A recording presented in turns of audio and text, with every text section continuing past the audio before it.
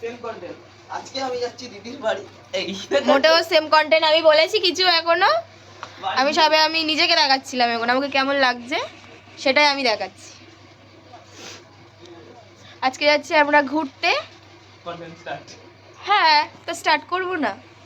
আমার ভাই খুব ভালো বলতে পারে। আমার ভাইকে দিয়ে আজকে বলে চলে আয় চলে আয় চলে আয় আয় আয় আয়।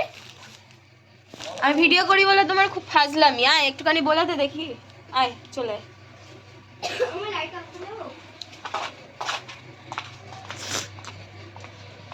সবার আগে বলি 25শে ডিসেম্বরের ভিডিও ছিল এটা।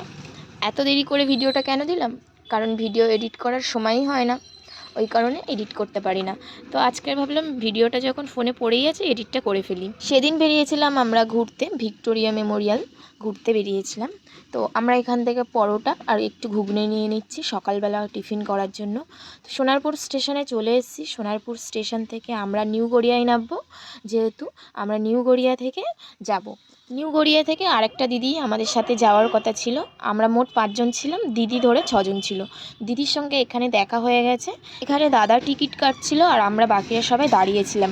যে এত ভিড় সেদিন ছিল, কারণ সেদিন তো 25শে ডিসেম্বর, সবাই আমাদের মতো ঘুরতে বেরিয়েছে। এবার উঠবো আমরা মেট্রোতে। এবার মেট্রো থেকে আমরা নেবে সবাই হাঁটতে স্টার্ট করলাম। হাঁটতে হাঁটতে সবার খিদেও পেয়ে গেছে, সকালের টিফিনটা আর হলো না। কই তাকাবি তো, ভিডিও করছি তো। ওই তাকাও। এই শঙ্কা কই রে?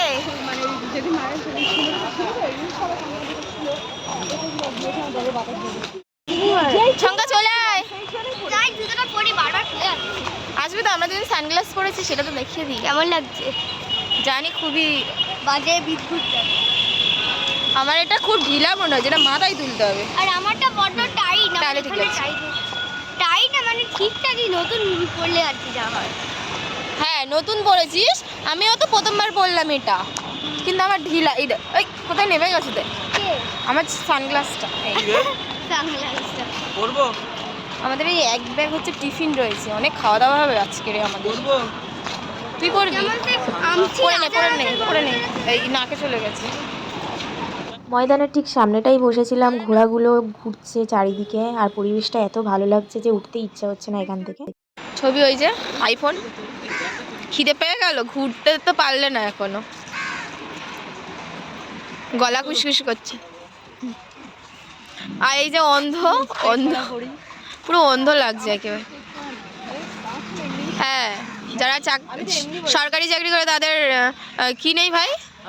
যারা সরকারি চাকরি করে তাদের এতটাও অ্যাটিটিউড নেই যতটা চুল স্ট্রেট করা মেয়েদের আছে। তার মানে কি তোমাদেরকে বলছে? আমার চুল এমনি এসছে। তার মানে তোমাদের দুজনকেই বলছে।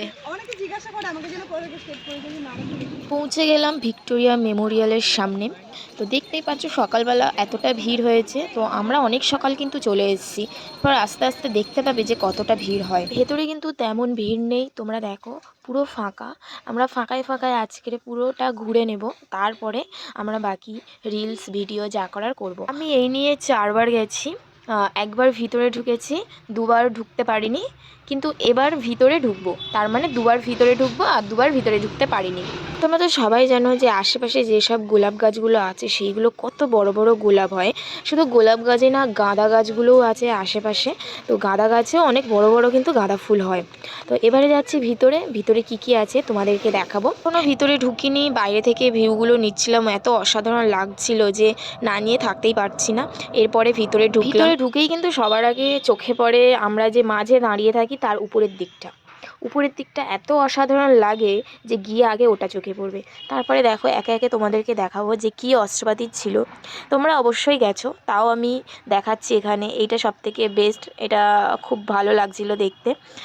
তো তারপরে এটা জাহাজ ছিল, পিয়ানো ছিল, আর অনেক কিছু ছিল, তরোয়ার ছিল, বন্দুক ছিল, তোমরা দেখতে পাবে। আমরা উপরেও গিয়েছিলাম দেখতে যে উপরে কি আছে। আগেই বলেছি আমি যে উপরটা এত সুন্দর লাগছিল, তো ভিডিও না নিয়ে থাকতেই পারছিলাম না। তো ভিডিওটা ভাই করে দিয়েছে, আমি ভালোভাবে করতে পারছিলাম না তাই। আর এখানে তরোয়াল আছে, আরও অনেক কিছু আছে, চাকু আছে, আরও অনেক কিছু নাম জানি না। এখানে তো 2-3 রকমের কামান দেখলাম। ফার্স্ট এটা দেখলাম, তারপর এটা দেখলাম। এটা কামান নয়, এটা আমি জানি না, এটা কি বলতে পারবো না, হয়তো কামান, কিন্তু এটা কামান। ওটা আমি বলতে পারবো না ওটা কী। অনেক কিছুই আছে যেগুলো জানিই না। এটাও কামান ছিল। এইগুলো ছিল চাকু। প্রত্যেকটা আলাদা আলাদা ছিল। আর উপর থেকে আমি ভিউটা নিচ্ছিলাম, আর এটা ছিল যে নিজের মধ্যে কোন বিপ্লবীকে খুঁজে পাচ্ছ। তো এটা আমি, ঝঙ্কার, ভাই ট্রাই করেছিলাম।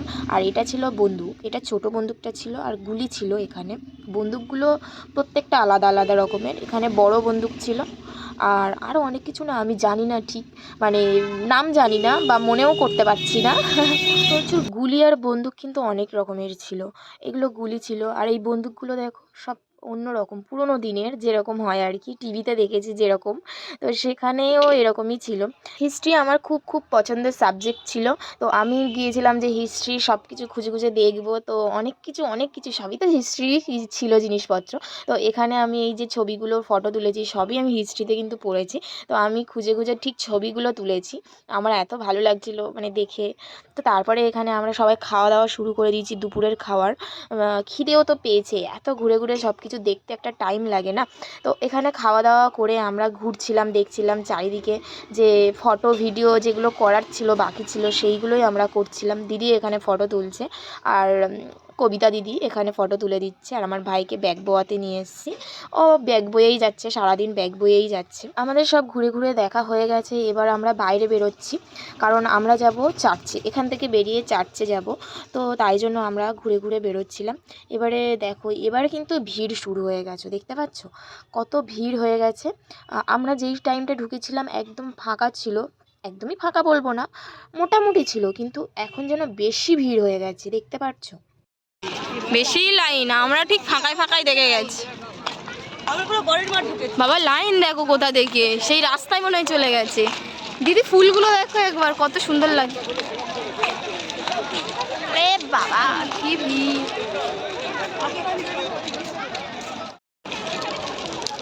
মাথার উপর টাওয়ার করে দিয়েছে।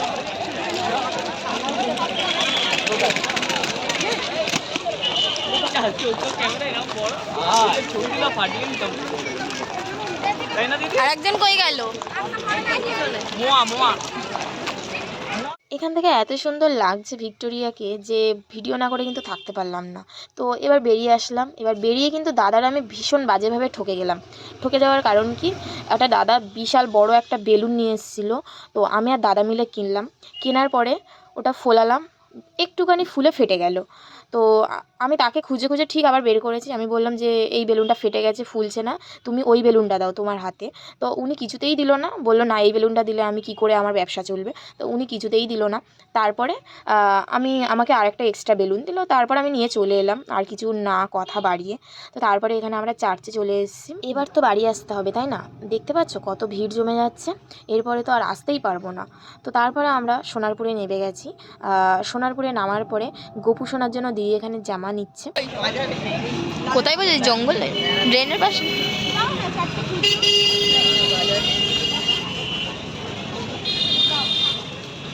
ভিডিওটা মনে হচ্ছে একটু বড় হয়ে গেল, তাই না? আমি যতটা পেরেছি ছোট করার চেষ্টা করেছি। তো সবাই ভালো থেকো, চলো টাটা, আজকে এই পর্যন্ত।